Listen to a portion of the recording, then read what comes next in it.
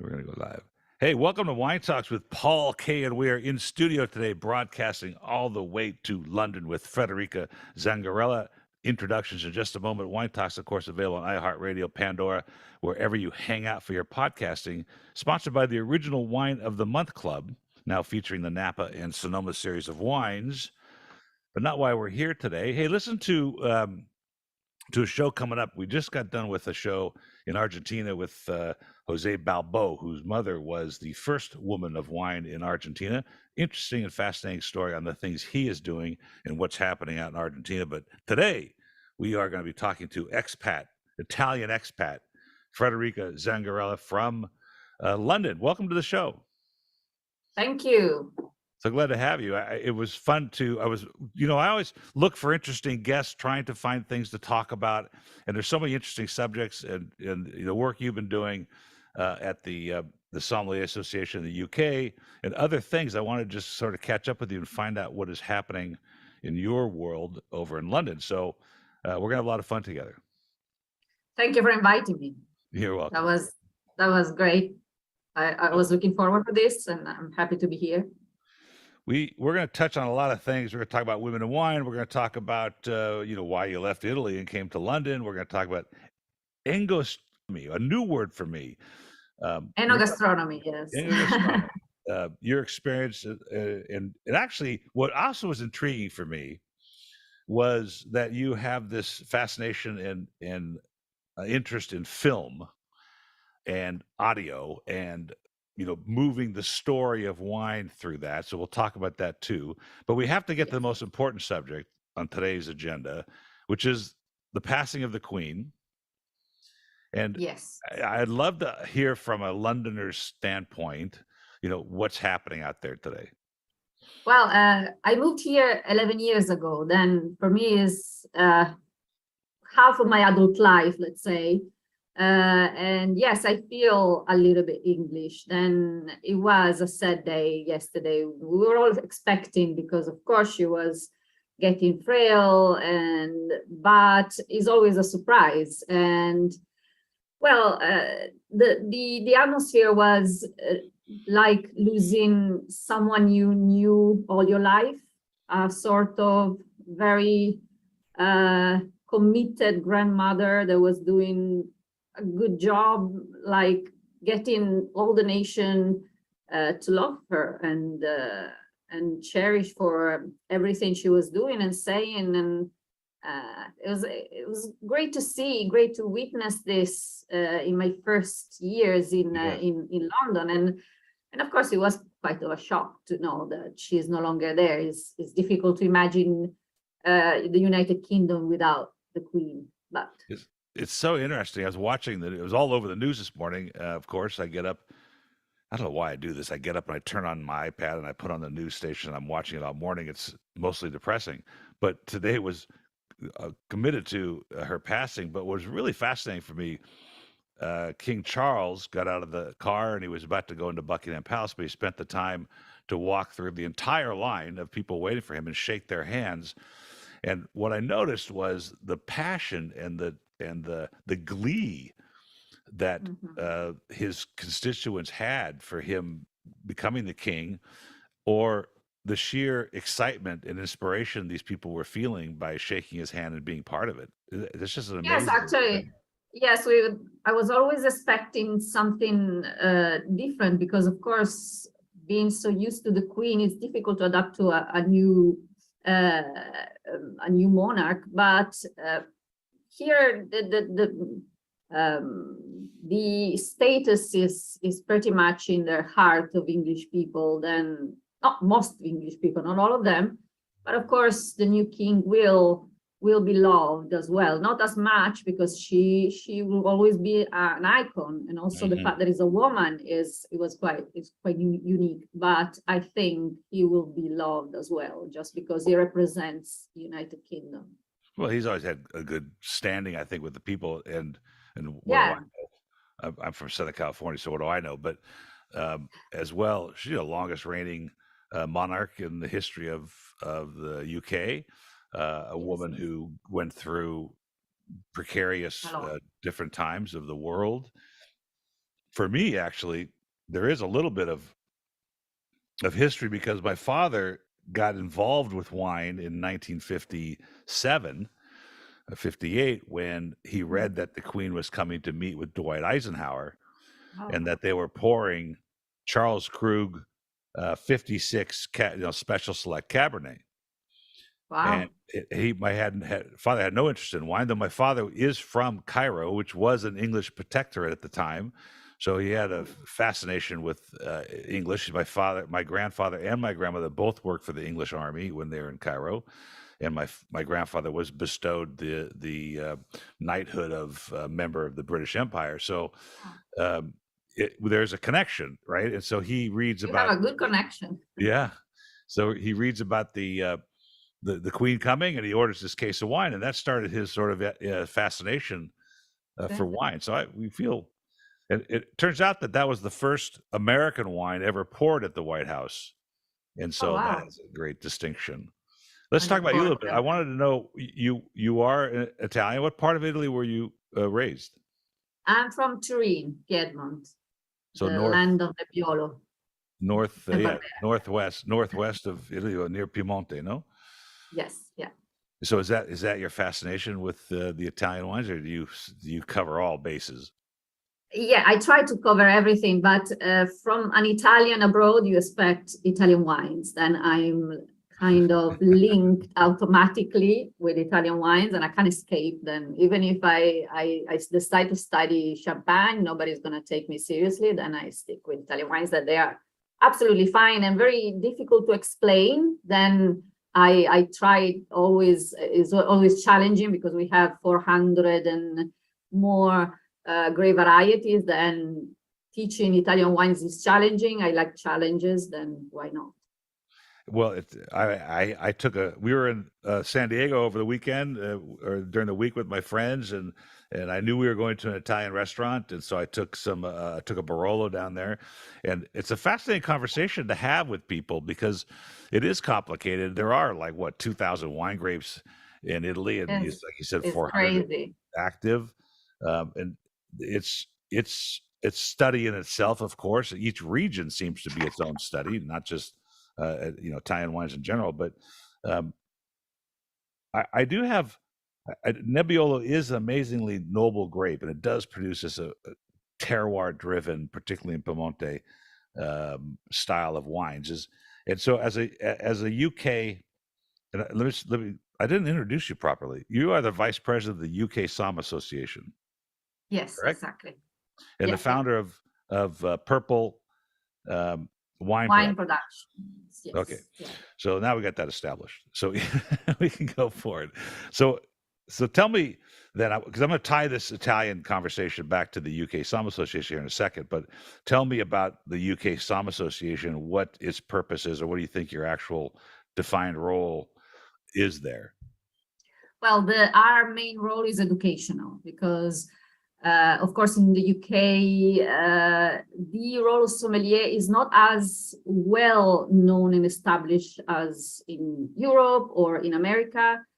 And we saw this gap in the market. We are running the Italian Sommelier Association course that started 50 years ago in Italy, is the most successful, very well known. And we run the international version. Then it's not Italian, it's international, and is, of course, recognized internationally because the Italian Association is everywhere. Then we actually combined, our diploma is the combination between the UK Sommelier Association and the Italian Sommelier Association.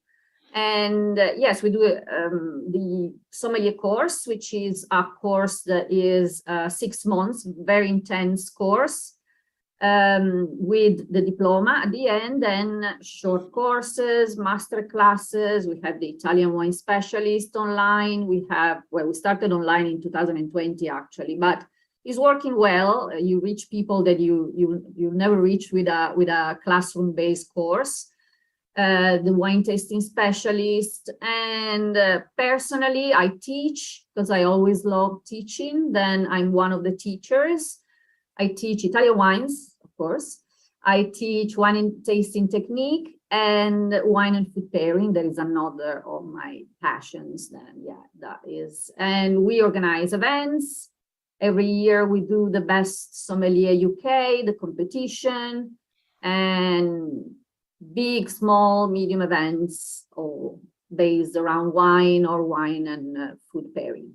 Who takes this course? So I'm an aspiring somm. I want to be in the hospitality trade. I'd like to work at a Michelin star restaurant.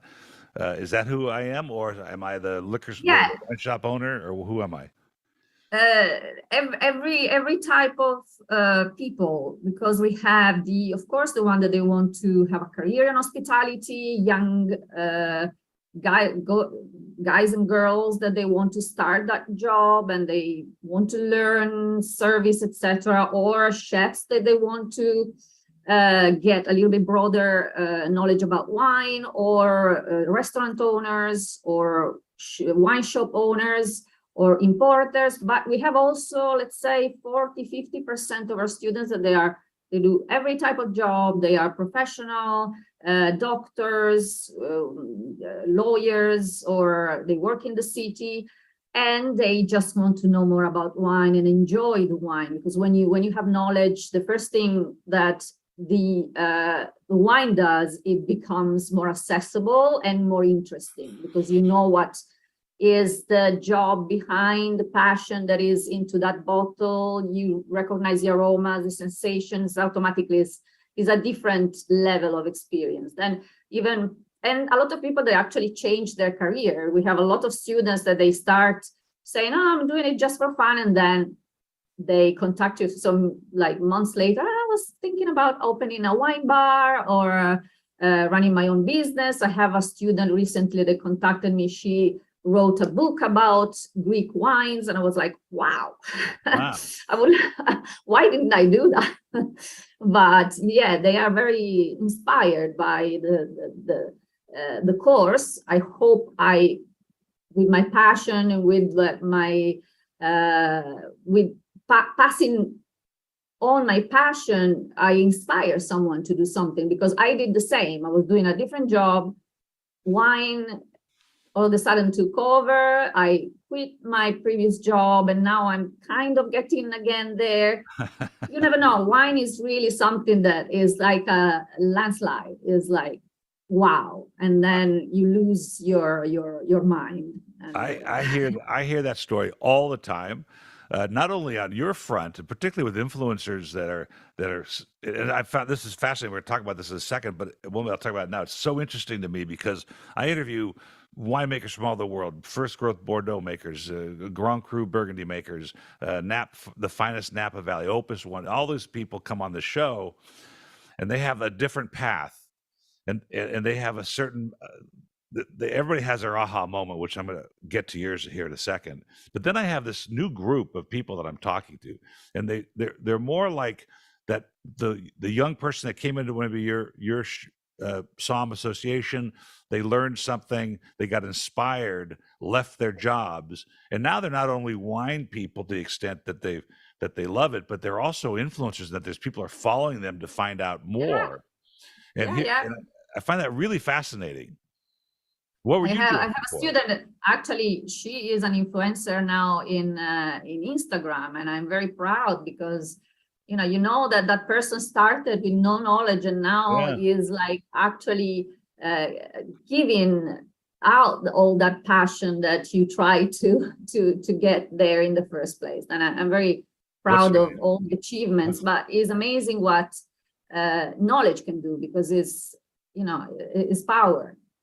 That's an interesting thought, because the question always is, and there's no answer to this question, so I'm going to answer to you too. But why? Why is it that this happens to us? And it took me many years. I've been doing this business for 32 years. I've been tasting wine as long. It didn't happen right away. I was running a business. I was from a business world as an entrepreneur, my father, etc. But then wine, the concept and the knowledge base of wine took over. And how do you define that? What is it about a glass of wine that all of a sudden you go, oh my gosh, I've got to figure this out? Yeah, I think it's because it's a very balanced mix between the passion of the winemaker and nature and technology. then it has everything you actually get inspired from, because you have that of course perfect approach of the winemaker that was able to create that perfect bottle of wine with that beautiful bouquet. But then you know that there's nature behind, with, of course, influences that nowadays are also unpredictable, and it makes even more, you feel the struggle of these people that they are dealing with climate change and devastation sometimes, and they still are able to deliver something fantastic. And then you know that also you have technology behind that. Then is interesting to see how everything combines and then deliver something that is part of our life, but is also something that maybe sometimes we take for granted. But when you start studying, you understand that is a world, and you never stop learning, and you are challenged every day to learn more. And yes, I think it's a mix of reasons, because wine is so important for people that they're passionate about wine. I find that I haven't, obviously the question is an elusive question, because there's something about wine, and I take it a little deeper than that. I mean, meaning no pun intended, but the roots deriving their nutrients from going way down to see what's going on in the layers of the earth, and to reflect those flavors in wine. And I often ask the question, and you touched on it a little bit. To what ends? We use technology, and long before technology, this passion existed, right? We mean the monks in the 12th century in Burgundy and Bordeaux and all over the world. I'm Armenian. There's a 6,000-year-old winery they found in Armenia, and those wines are starting to come around finally after all those years of suppression from the Soviets. But I try to define that question, which is, what is it that gets to our soul about wine? And eventually, I think if you spend enough time with a glass of wine, even novices who don't recognize anything today, that drink maybe the equivalent of Gallo jug wines that my father sold at the wine shop, but now come around. Let's say you're drinking 19 Crimes now, and all of a sudden, that doesn't seem so interesting anymore because it's so flat and it has no character.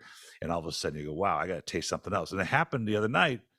I brought out an Armenian wine, what I think is the best expression of terroir out of Armenia right now, because it's such a young industry.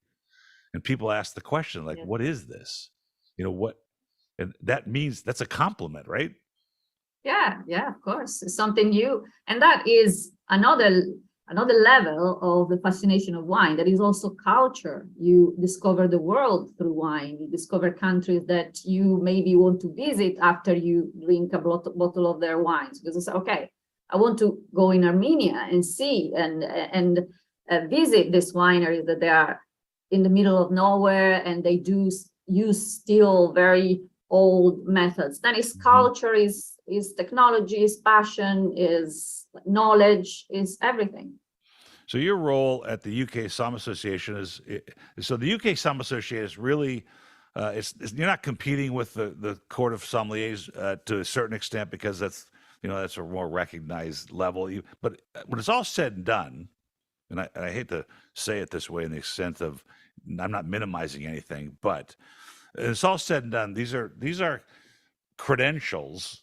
They're not degrees to the extent of a university degree, but they're credentials and they're certifications that I have done the work needed to move to the next level, so I can understand better, so I can help you understand better, so I can teach whatever your passion is to do next. Is why we take these courses, and we want to learn more, and we want to be in an environment where we can study more. Because let's face it, we could study it all on our own, but there's no structure to trying to do it on our own. We can belong to the association, and so your defined role inside the association is to teach and produce the curriculum so that people can have a class. What do you think your... Yes, I run the courses, I teach, and I organize events. And so what do you think your philosophical role is? Sorry? The philosophical role? Yes. What do you think your philosophical role is? I think, my personal philosophical role is to inspire people to believe in themselves and dream big. Because when we started, we always have the same, is like after 10 years, there's always the same thing. We started, the first 3 lessons. The third lesson is about wine tasting technique. We have oral fruits, spices, and herbs. We smell them. I explain them, why you find them in wine, in which type of wine you find that particular fruit. I spend the whole day cutting fruits and spices, etc., to prepare this big plate with all the different options. And at the end of the lesson, I always have 4 or 5 people, probably the one that they are less shy, let's say. The others, they want to do the same, but they don't want to look stupid or anything. They say, oh my God, I can't smell anything. You showed us this amazing fruits. For me, wine smells like wine, and I don't know what to do. And I was like, calm down, trust the process. It's like going to the gym. You're not going to develop muscles in 3 days. You need time. Yes. And at the end of the course, at the end of the 6 months, they're all like, oh my God, I can smell the passion flower from the Maldives. And, see, trust the process. Great. That's great. And they feel empowered by that, because it's a thing that in the beginning was looking and sounding impossible, but then they made it, they did it. And then I hope that inspired to do other things in their life that maybe they didn't have the courage in the first place, but then they started that. And I think is a good life lesson, apart from learning about wine, is also believing in yourself and trusting the process and go for it. You have a dream, just do it. Don't be intimidated by it, because it is. And I have this funny philosophy. Did I say something? Philosophy about some of the bloggers out there, and I'm going to de-intimidate wine, and I'm going to take and it's like, no, that doesn't happen. Wine is intimidating. Wine is complicated. You can study your whole life like Steven Spurrier and still not know it all, because it changes and there's just so much to learn. So it's really, I think anybody that says I'm trying to make it simple is misguiding people and making a mistake, because it's not simple. And that's the fascination of it, is this complication, right? So I think that's, when I cook, and I tell people this all the time, if you're going to cut an apple, smell the apple. Cut a plum, smell the plum. If you're squeezing oregano in a glass, in a dish, smell your fingers afterwards. I mean, just continually sort of make yourself aware of scents and flavors that are out there while you're eating. And we'll get into Enogastronomy here in a second. But I have this funny story, and I haven't told it in a long time, but we were in Napa with some friends a long time ago, a few years ago, and we went to a winery, and we sat, and they said, and they had 2 Cabernets came by there, same vintage, 2 different vineyards. And at some point, I was talking to the attendee at the tasting room, and I said something, and my friend literally says, that's bullshit. And I said, what do you mean? He goes, well, I think what you guys talk about when you explain a wine is a bunch of BS. I go, okay. I go, let me just ask you this question. Why don't you smell those 2 wines? They're same vintage, same grape, different vineyards. He goes, well, I don't understand. I said, they smell like wine. I said, but do they smell different? I mean, that's how basic it got. Do they smell different? He goes, yes. Okay. I said, then tell me the difference. Describe the difference. Well, I can't. Well, that was about 5 years ago, probably. He was a gentleman that told me the other night when he was tasting the Armenian wine, like, wow, this is really interesting. Tell me about it. And so in 5 years, we've made some inroads here and taught a little bit about the inspiration behind a glass of wine, and that it's really an ethereal beverage. It really makes you, properly made wine makes you think something. It makes you explore something. And maybe that's the human connection. Yes, we call in Italy all vintages, like red wines with all vintages, meditation wine, because when it's so old and complex and beautiful, you actually drink it in order to help you to think and to meditate, rather than drinking to have alcohol in your bloodstream. That is what we say in Italy, because of course. Here, look at this book. You can't read it there probably, but it said this book is called "Wine is the Best Medicine." See? It's from a French doctor, unfortunately, not an Italian doctor, but it goes through human ailments and talks about the curative properties of different parts of different wines. So you're right on. That's great. Yeah, that's right. The important part is that we're not just talking about a 14% alcohol beverage. No. talking about something of interest. In fact, with the Barolo we had the other night, I challenged my same friend. I said, "Do you know where Nutella comes from?" Which comes from not Barolo, but either the Langhe or right around there. So I said, he goes, "How do you know this stuff?" I said, "I talk to people all the time." So Yes, we were talking about that word engastronomy and enogastronomy, which Enogastronomy, yes. I'm guessing is a hybrid between enology, which is the study of wine, and gastronomy, which is the study of foods and flavors. Is this a Yes, hybrid exactly. word? Yes, it's a hybrid word that is mostly used in Italy, but I think we are transferring it here. Is literally the world of wine and food together, because in not just in Italy, but also in France and in Spain, food and wines they are always together.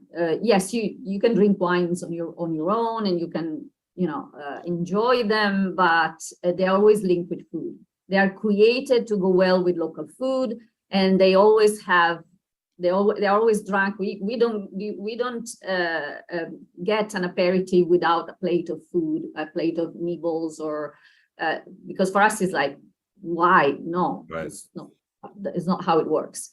Then enogastronomy is the combination of the two elements that create something that is even better than the two singular. Is the theory of wine pairing. The best wine pairing should be the one that creates a taste that is better than the singular ones of the wine and food. And that is the highest aspiration of a sommelier, when he finds the perfect pairing that is amazing. And It's not a new thing. And let me see if I ask you this question, because I go through this all the time, and I believe in my heart that food and wine grew together. The foods of a region grew up with the foods of the wines of the region.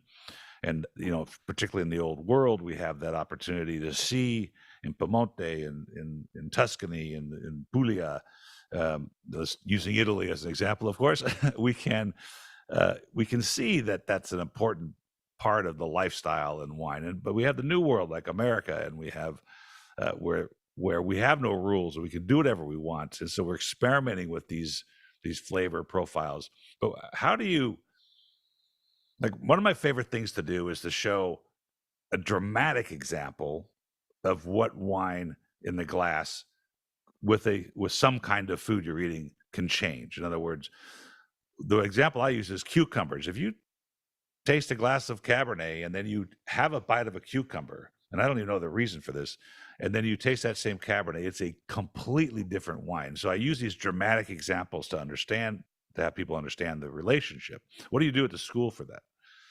well, I teach wine and food pairing. Then I have a few tricks. Well, one is the artichoke.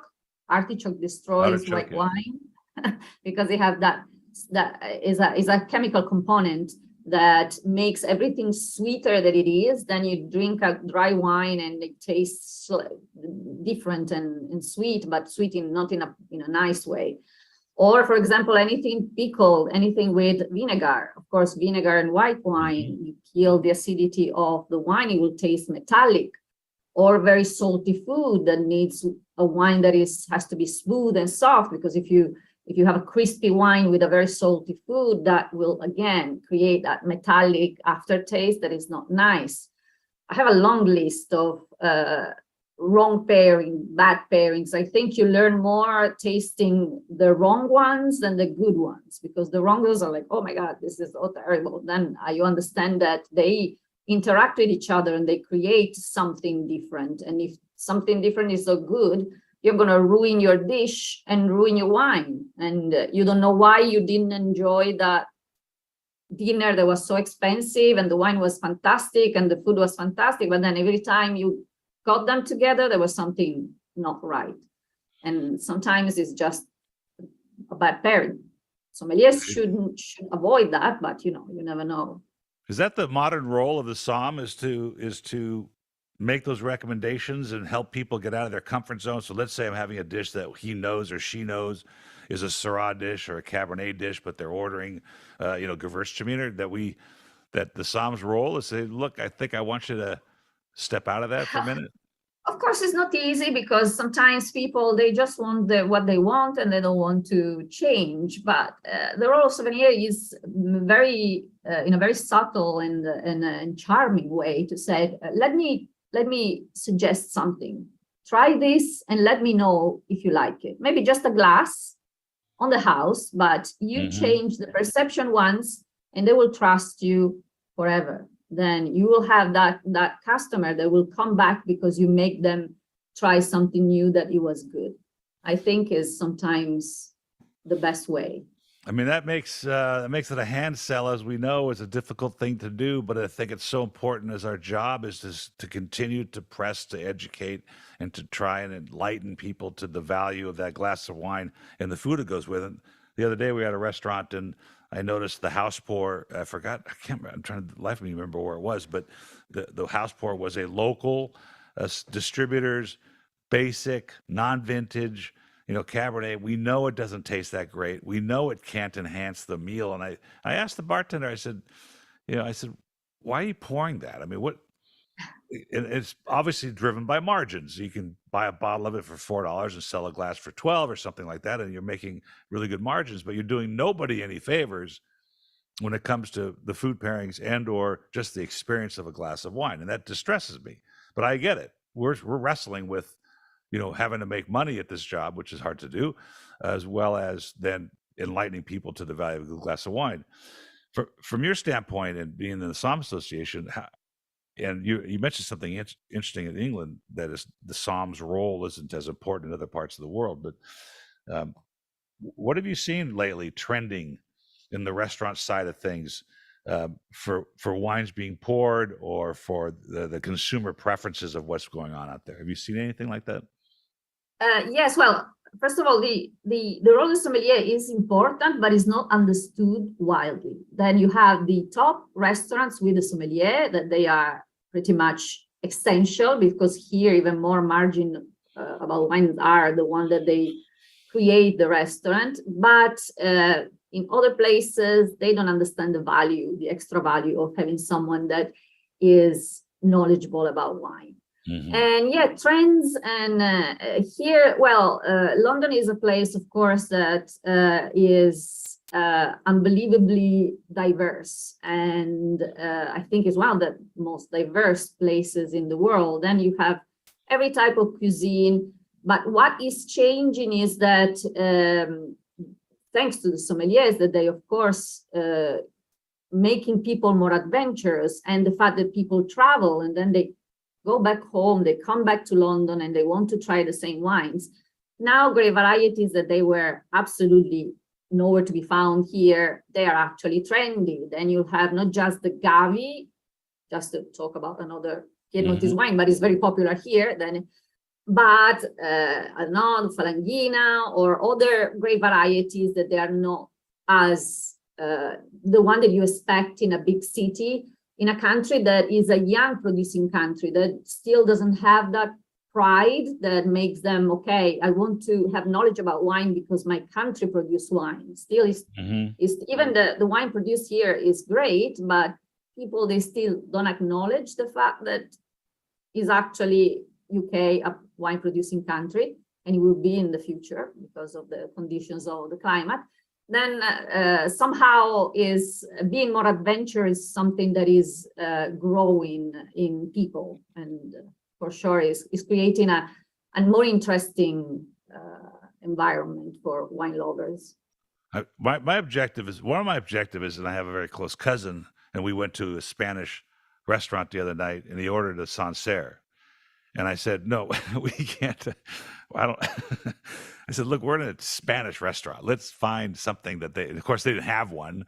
But the point I'm making is there's these funny trends that happen in our industry. And Merlot got clobbered during the sideways, and now in Pinot Noir was inaccessible, and now we can access Pinot Noir, and Merlot's on his way back. And there's some funny sociological things that occur. And I've always been fascinated by understanding why all of a sudden, like, you couldn't. 5 years ago, 10 years ago, Sancerre wasn't even on the radar. It was just an expensive Sauvignon Blanc, right? And now you can't even find them, and if you can, they're very expensive. And it's just fascinating to me that that those things evolve like that. And that's just consumerism. and our job is to sort of enlighten people as to what's going on out there. Maybe next time we goes to a Spanish restaurant, he will order Sancerre, he'll order Grenache Blanca or something, you know. Of course. That's the goal, no? To get people to understand that wine is constantly is something that you need to experiment, you need to try, you need to taste, because that gives an extra step, an extra enjoyment to your life. It's funny how you, and I'm sure you do this all the time, but when you go to a restaurant, and I'm assuming, look, England in its days past wasn't known for its food, but it's gotten very international in the cuisine that it serves, and the restaurant quality is real high. It's not just fish and chips all the time. And so that's fascinating to watch change.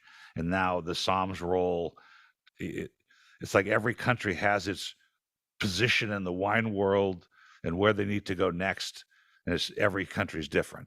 Every country's in a different place as to where that needs to be, and your efforts are noble in trying to educate and grow that. I had a podcast with a Lithuanian influencer, and it was fascinating because her job is probably one of few people in the country that have like restaurant experience to guide a restaurant in its wine curation and pairing. So really fascinating thing. But you're a film person, really, by trade, huh? Yes. Well, I started my education.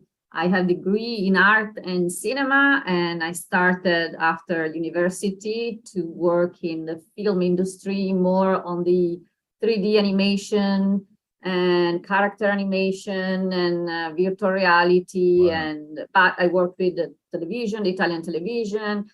I did a lot of cool things. And I was already a script writer a long time ago. Then I was writing films and scripts. It was very exciting. But yes, again, wine came into the picture. And I actually started studying wine, not because I wanted to change my life, because I was happy with my job. I just wanted to get out of the house because I was working from home. My office was at home. And I was in front of the computer for 10, 12 hours per day. Then I said, okay, a wine course can help to be a little bit more social as well. But of course, I go, as you said, the fascination of the wine world just blew my mind away. And I was not ready to change my life. But at the same time, I decided to move to London. Then I said, okay, let's start from scratch. Over there is easier because the wine is not still like a big thing like in Italy. I mean, it was, but not in Italy. Everybody knows about wine. Is not teaching wine is very challenging because everybody knows a little bit about wine. And sure. To be taken seriously, you have to really work very, very hard. Not that here is easy, but at least here was a little bit more challenging and more opportunities. And yes, and then I said, okay, let's go the other way and try. And I started working with the UK Sommelier Association. When I moved, it looked like a temporary job, but I'm still there. So tell me about purple wine, because my background, I was actually accepted into USC, which is a famed cinema school here in Southern California. Spielberg went there and George Lucas went there. And so that's what I want to do. And I was talked out of it by most people by saying, hey, you're in business school, that's harder to get into. And what are you going to do with a film degree? But I'm inspired by it so much.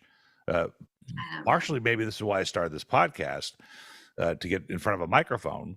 And like last night, my wife and I watched La La Land, if you haven't seen it. It's one of the most for me, it's one of the most inspirational movies there is, even though it's a musical, to chase your dream, particularly in an industry which is purely creative and hopefully push the boundaries of your creativity. And that sounds like what you want to do here with Purple Wine Productions.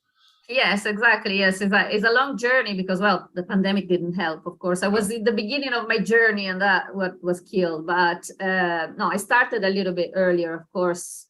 I started 5-6 years ago. I started again writing scripts. And of course, the putting together your passions is always the dream of passionate people. No, you just join the dots and create something that it looks perfect. Then I studied film direction in 2019 after a few years of creating shorts, etc.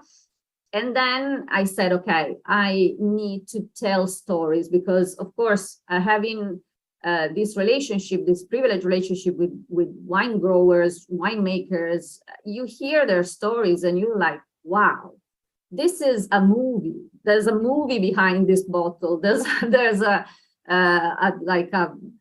series of stories behind these producers.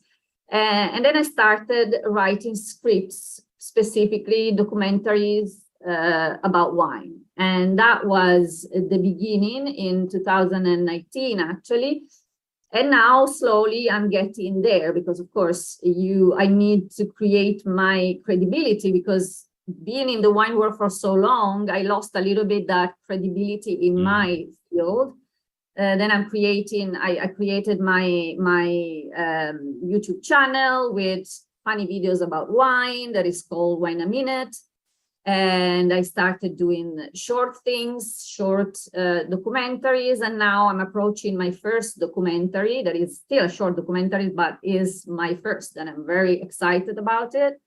And from that moment on, I will try to then produce the other big documentaries they are ready there with all the scripts and just ready to be produced by a producer that I hope they will trust me as a director because finally I will have my first documentary out. Wow, that's exciting. Congratulations. Thank you. That's not an easy task to get to that point where you're producing something like that and have the time and the energy and the skills to do it. That's really fascinating. Yes, because the good thing of being Italian is that we are quite resourceful because in Italy, everybody has to do everything. I don't know why we're like, no, we do everything. We do the whole process.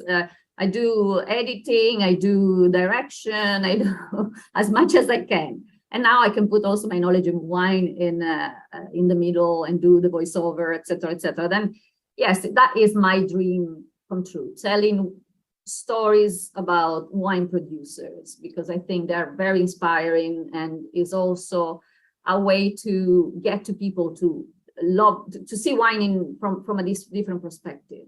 And do you do this? Or, it's interesting. There's a guy named Klaus de Jong who does. He's going to be on the show soon. He's got the wine. I can't remember. It's quite a quality production. The production value is very high on his stuff. But are you looking? You said documentaries.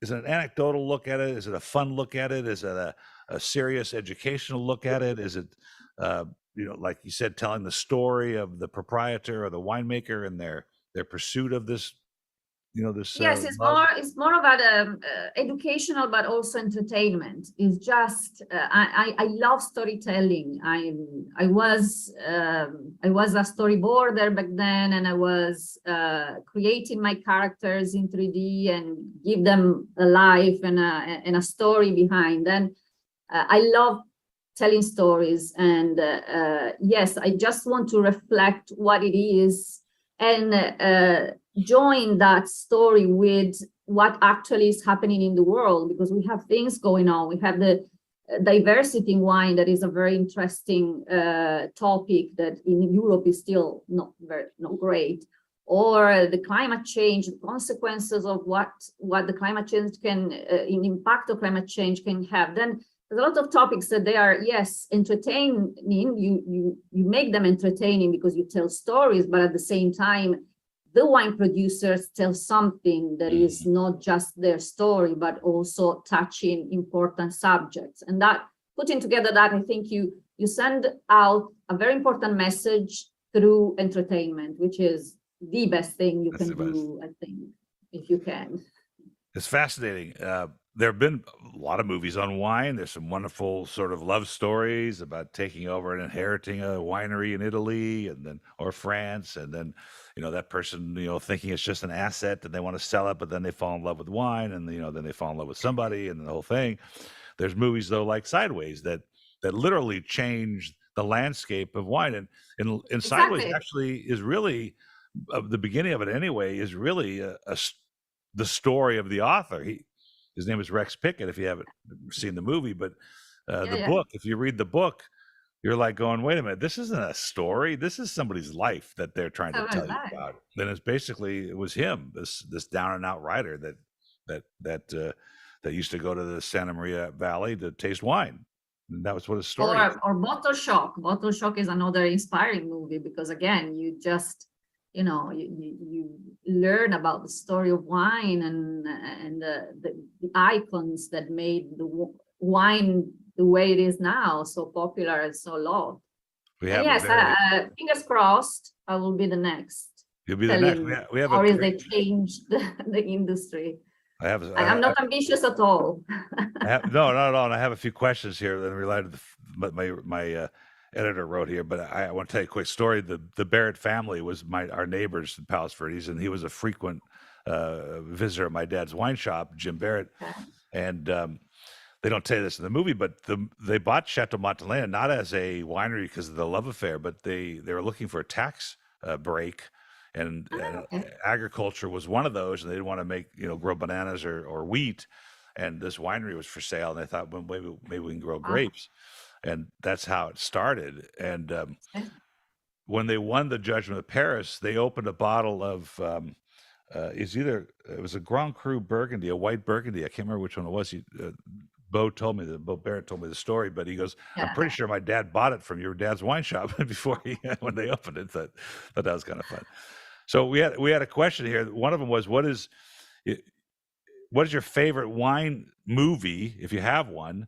And is there a particular scene in there that you thought was kind of fun? And of course I have mine, but we'll talk about that in a second. Yeah, well, I think Bottle Shock. Bottle Shock is my favorite movie because, of course, it's an amazing story. And, well, my favorite part probably is the moment in which they reveal the wines at the end of the blind tasting and the winner. And, that's pretty exciting. Yeah. Yes, it was very. We're going to run out of time. We have too much to talk about, but there's the Women in Wine movement is a very important movement, and you're part of that. And I interview a lot of women that are in the wine business, but one the most fascinating woman that I've interviewed in the wine business, her name is Joanne Dupuy, Depuy, and she is 95 now, but she was tasked by Stephen Spurrier to take him around to find the wines for the Judgment of Paris. So she at that time was running a touring agency. And, women didn't have businesses back then. She was divorced and left with her 3 kids in the middle of the Napa Valley without a vocation, started this touring business. Long story short, she's the one that drove Stephen Spurrier to Chateau Montelena and to Stag's Leap and to Freemark Abbey to show him those wines. Then that was over, but then they needed somebody to get the wines to France. And so she put them in her luggage because you couldn't ship them back then. You still can. Really? So she's a fascinating woman. I'm going to send you a link to the article that I wrote about her. Because thank you. Yes. And actually, I have an interesting detail that Stephen Spurrier was actually living just around the corner. Really? He there for many, many years. I was meeting him at the tube station quite often. He was coming to our events regularly. He was a real gentleman. He never say no. He was always coming. He was always happy to join every event. And yes, it was a real gentleman. What an honor to have worked with him at all. Yes. I mean, that's have my picture with him. Very special. He was on the show, but I wish I had read his book prior. I didn't know that he had a book, and I would have had different questions for him because his life was so interesting prior to the wine business as well. So interesting. Definitely. Well, I have not my favorite scene, but a scene which I think is so poignant because the 3 things in the wine business, as you know, that changed things. One was the Judgment of Paris. The other was Morley Safer's Mediterranean Lifestyle release in 60 Minutes in 1990. And then Sideways, which changed, the consumption of Merlot forever, at least for a long, long time, and not until recently did it recover. And this is how powerful I think what you're doing can be. I mean, it's like a 30-second scene, not even. It's probably a 20-second scene that people listened to and changed what they were drinking. Is that inspiring to have that? Incredible, the power of Yeah, of entertainment. it's inspiring for you, I suppose. It's inspiring, yes. It's exciting. Of course, it's a huge challenge for me, and yeah, that level is at the moment I feel that is a little bit far away, but I want to get there, and nothing can stop me when I have the vision. I have the vision, and I can see myself as a documentary director, and I'm not gonna stop till I can direct. I directed a short film, but at the moment, my first documentary I will start doing it in a month or so, and I'm so excited. Well, just so you know, I'm just saying, I just started taking online acting classes. So I just just throwing it out there. But I don't know why. Perfect. Maybe it's the same passion you have. It must be. There's something about the creative process that, I don't know, it's challenging, it's fun, it's interesting, it's entertaining, and you want people to be happy to hear what you have to say, or at least understand your point of view, and you get to do that through film. Is that what's driving this? Yes, yes. I always been creative, and of course, wine has its own creativity. But when you produce a wine, you're very creative. When you teach as well, because communication is creative, you have to send the message through in a way in which is appealing. Then is always a challenge. But of course, the creativity that is behind videos or art is unique, and I always been super fascinated, and I'm a creative person, and I need to pour this creativity out. I was watching some of your 1 minute. So your YouTube channel, what's the name of your YouTube channel? Wine a minute. Wine a minute. Wine a minute, because they were supposed to be 1 minute videos about wine, but I did two that 1 minute long, and the others were longer because it was difficult to compress the wine knowledge in 1 minute. They were supposed to be a way to help my students to revision the before the exam, but then I have this weird sense of humor, and I started having fun with editing and doing silly voices, and then they became a theme. I didn't continue because it's not what I want to do. I want to be a director. I don't want to keep doing this weird voices, but it was a nice way of applying my creativity and using my creativity. They're very creative. They're very fun. The pace is very good. The subject matter, right on, like the most commonly asked questions about wine, you're answering them. I think that'd be great for the Somm students of your Somm school to just touch on them, to understand. They use them, yes. Yeah, it's great stuff. And it's for the listeners, it's very hard. It's hard to produce. It's hard to be in front of the camera. It's hard to get it edited. It's hard to get it posted. It takes time and energy, and then things don't go right. I can't tell you how many episodes of this show that I've screwed up through some technical problem that we didn't see. I've deleted two completely, two really good shows. So I don't know what to do about that. And so tell me then, in London, if we're going to go to London, where would I go to eat that would be the most, not the most, the restaurant that takes its wine seriously and its food pairings? Oh, wow. Well, I can suggest you places where my sommeliers are there, because I know that they will treat you nicely. But of course, we have the Ritz, because most sommeliers are not my students. They were already sommeliers when I moved here in London, but they are friends, and they are great. The level of the Ritz here, the service is unbelievable. But then we have places like, for example, Rocca or Hakkasan. They are Asian inspired or fusion cuisine places where you don't have just wine, but also sake. And the challenge is mixing and also pairing sake. Or an Italian restaurant, Locanda Locatelli. I have a few students there, and one of our teachers is working also there. Then service is amazing. And yes, the list is long. It can take a whole. Yeah, well, we're on our way to Bordeaux, I think, in March, and maybe we'll swing through London to see what's going on. But you said something important, and we're gonna end in this conversation because I think it's really important, and that's sake. And sake was, when I was going through college and my post-college days, sake was the stuff you poured in a beer to do a depth charge or whatever they called it back then. And it was hard to stomach in the first place. And now they've got these elegant sakes with the polish of the rice and all the different levels. Ooh, Is they're this fantastic. okay? So is this a new challenge for wine pairing? Because it's a peculiar, I think sort of like gin, sort of an acquired taste. Yeah, actually, I was sent to Japan. The Japanese government paid me a course in Japan, and Wow. I went to visit a lot of producers. Actually, I was a sake expert as well, but of course, the last 3 years I didn't get to taste sake, and I took that away from my curriculum because I don't feel like, it's not in my culture. Then I should keep drinking in tasting in order to Of know course. about sake. But it's actually amazing with food, because despite the fact that it's a little bit more alcoholic than wine, but it doesn't have any acidity. It's very smooth. It's very low in pH, and that doesn't clash. You have a lot of different styles with a lot of different aromas. Then you can pair fish, meat, everything. Really? And actually, we did some master classes with sake and Spanish cuisine, sake and Italian cuisine.